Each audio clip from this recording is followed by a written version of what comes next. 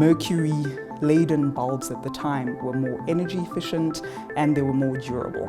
However, mercury is actually a pollutant. It is one of what WHO considers the 10 most toxic compounds within our environment.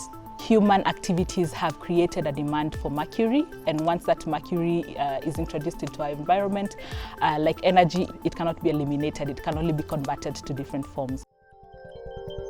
Mercury is a neurotoxin that can be released during manufacturing and disposal.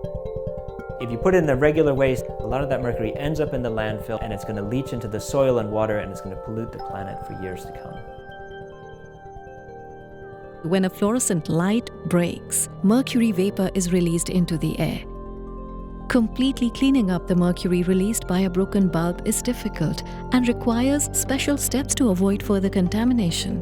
Mercury as a vapor is more dense than the air within our environment, so it will tend to settle onto the ground, and that is where we have our little ones. Children are particularly susceptible because they have very high cell turnover. That's when their brain is growing at the highest rate.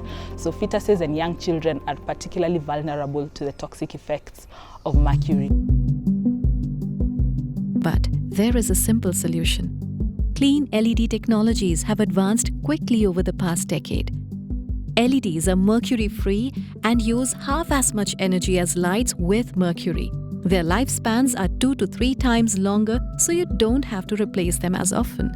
And LEDs are increasingly affordable in all markets around the world. There's an opportunity here to move away from a technology that is harmful and damaging. It's unlike in a time where we didn't have an alternative. The LED is far more efficient and cost-effective for me as the end user.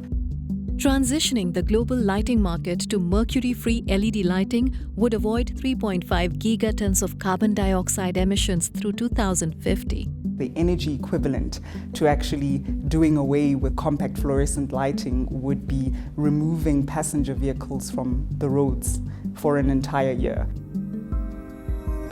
In 2013, when the convention was launched, there was a lack of efficient, cost-effective alternatives to fluorescent lighting across global markets. Ultimately, all light sources around the world are going to transition to LED. And the question is, how quickly does that transition happen? The Minamata Convention has exemptions which allow fluorescent lighting to continue to be sold. And we can phase out those exemptions sooner rather than later.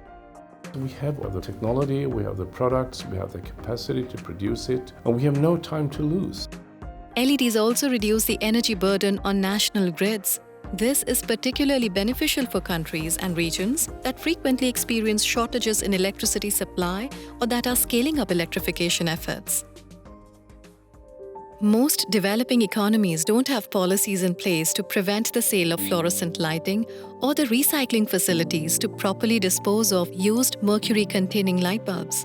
Even in countries with a seemingly strong waste management infrastructure in place, the majority of mercury light bulbs are not disposed of properly.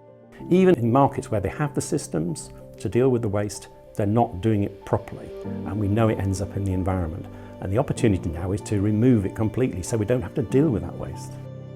As economies like the European Union make progress on restricting the sale of mercury lighting in their markets, industry will turn their attention to unregulated markets, predominantly in the global south, to sell these products. This concept is called environmental dumping, where low-quality, environmentally harmful and inefficient products are dumped in markets without protective policies in place. That's why it's important for African nations and even countries at large to ensure that they are keeping up with global trends to try and phase out compact fluorescent lighting. The switch to efficient LED lighting presents a new market opportunity for local businesses and entrepreneurs to establish new operations in the assembly and manufacturing of LED lighting products. The opportunity is great for job creation across the value chain, for distributors, for retailers, for manufacturers like electronics technology.